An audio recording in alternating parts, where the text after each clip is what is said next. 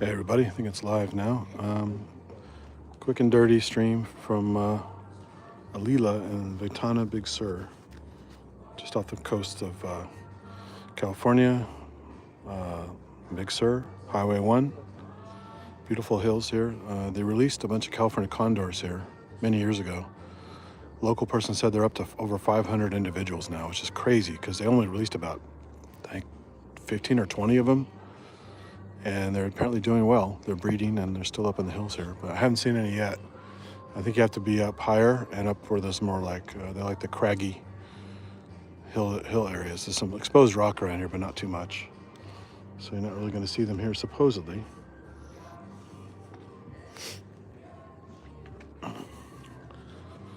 Got some beautiful shots up the coast here, the mixed conifer forest. And then there's a little, I'm not sure what that point is down there. Some beautiful moisture and haze down there in the rocks along the coast. So we're up here pretty high up in the foothills, getting ready to have a pretty epic sunset here. I thought I would walk around real quick and show some of the facility. It's pretty nice. It's been here for at least 40 years. I was here about 35 years ago, maybe longer than that. And then again in about another 20 years before that, or after that. Or maybe, no, it was about 20 years ago actually. So I've been here twice, once to stay and once to visit, have some food, walk around and leave. But it's very expensive to stay here. So unless you are just made of money or get a special deal through a promotional event, points and things like that off fancy credit cards or whatever your option is, the place is essentially, I think like $1,200 a night or something like that, some crazy amount. But they have a lot of great facilities, and along with that comes a free lunch when you get here, free dinner, and a free breakfast. I think even free lunch the next day before you leave, and at least one free cocktail, which I showed. Put a shot up on Facebook, but I can basically put a link to it in the comments on this video when I'm done.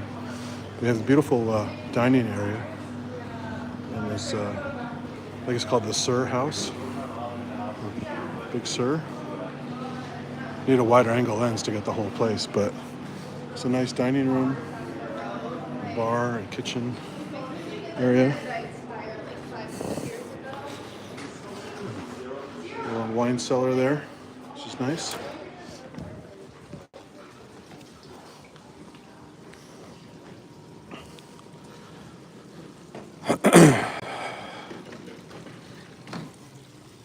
Water feature here. So right at the back you have some there's a key to get to the private areas here. I guess beyond this point. But you can see there's some trails in the back there in the hills. And there's some nice this is unique. It's Adirondack chairs. But they're Adirondack rocker chairs. So I've never seen these before. So this it's not just Adirondack flat chairs. You can rock in them. That's pretty cool. And they light this at night. It's a little gas fire pit. Tons of little vehicles to drive you around if you need help. Little small roads everywhere that you can walk on, as well as take the vehicles. Stairs everywhere because we're on hillside. So right down to the redwoods right there. So it's nestled in the redwoods. Mixed redwood forest of there's a big old magnolia tree here. That's beautiful. Crazy sprawling roots. Really nice. I'll have to do a 3D scan of that later. It's pretty awesome. There's a little roundabout here. This was a gift shop. This looks like a converted cargo crate. It was a gift shop when I was here a long time ago. And I guess during COVID, they minimized the spread through simple things like gift shops. There's a hummingbird in this tree over here. Probably can't zoom on it too well. But you can see the view down there is beautiful. It's just a misty coastline. I hope YouTube doesn't mess up this video like the last one I did with the zoom. So far it's looking fine on my end, but sometimes it posts a fixed zoom and ruins the whole video. So we shall see. But here's this, now it's an art museum, I think. But it was a gift shop at one point. So lots of nice plants everywhere. Scenery all over the place. Parking lot up here for visitors. Proper multiplexing on their Wi-Fi hotspots, because I should have been able to continue on down the hill to the next node, but it just cut me off on the Wi-Fi. So again, I was walking by the little gallery here, which was a gift shop. But if I walk too much further down there, I lose signal completely. So I'm stuck up here. It's just fine. Back to the magnolia tree and the restaurant here. So this is called the Sur House. And there's a meeting room and the glass house gallery. And past back there with a nice sunset. Gonna happen pretty soon. Lots of nice plants.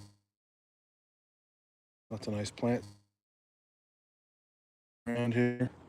Very scenic. And clearly been here a long time. You can see the age of the wood.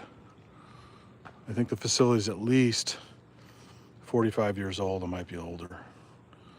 But I think the first time I came here, like I said, was about 37 years ago. My mom was still alive. This was one of the last places she got to enjoy in health before she went back to the hospital for the last time with cancer.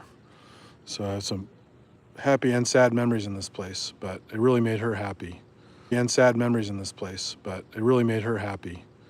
They came here many times before she got sick. So this is the last place she wanted to come visit before. So not could just relax here in comfort, be pampered a little bit, quiet, scenery, good food. That's kind of hot tub soaking areas. Just a beautiful place, but it is very expensive. So that's one thing you have to think about. But if you only came here once on some special deal or whatever, it would be worth it, because it is very nice.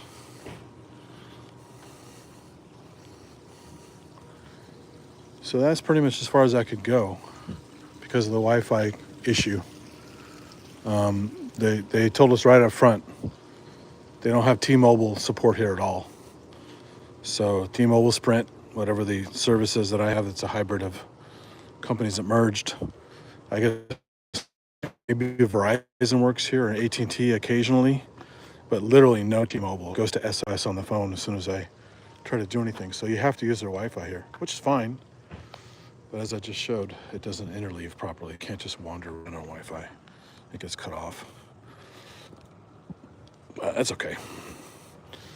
That's why today on a tour, which I'll upload later, I did a local video of a little tour of the forest area, which is very beautiful.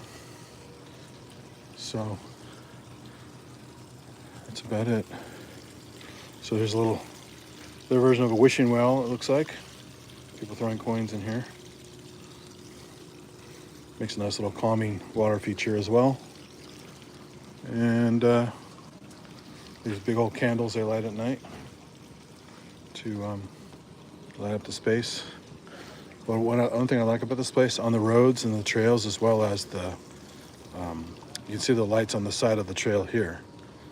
They actually have lights that aim down and not in your face. They just light up the path and don't go up to the sky, so you get more light pollution and hit you in the face. That's a very classy move. Just put the light where you need it and don't ruin the environment, because up here it gets very, very dark, and that's a good thing. You want that. We have a water bottle filler here, which is cool. And again, there's a path that looks like they only allow guests to take it. Only accessible to guests. So that's also cool. You get a private path that the riffraff can't get into. But there's some housing and stuff up here. You can see in the distance, there's some houses and stuff. But like I was saying before about the really nice to see California condors here at some point. Been here a couple times since they released them and never saw any. But according to the locals who just told me about an hour ago, there are over 500 individuals here from a very small population of about 20 that were released. The captive breeding program was successful.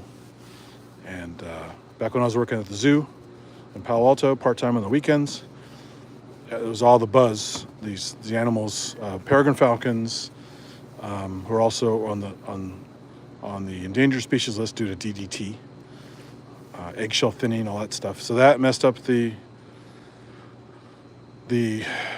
livelihood of the condors. Plus, their extremely picky diet. They're carrion eaters, and they tried slaughtering cattle for them when times were lean, and they wouldn't eat them. Something about naturally dying, naturally decomposing, and decomposing to a certain stage animals made all the difference. They wouldn't just take fresh cattle that were slaughtered and put out for them to eat. So being that picky, it does kind of ruin your hopes for a long future with humans involved, messing things up as we do. So nice to hear that they're doing well now, finally, coming back. We're becoming a crazy amount of them just because they're so specific. But the fact that they're way more than what they released means they're breeding and doing pretty well, which is good. So yeah, I'm gonna end it here because I can't show you much else. You've already seen the scenery and a nice brewing sunset over there. So I will have more videos to upload later. Just came up here for the day, so I'll have to edit some videos, put them up, and be on the lookout. See you guys soon. Catch you later.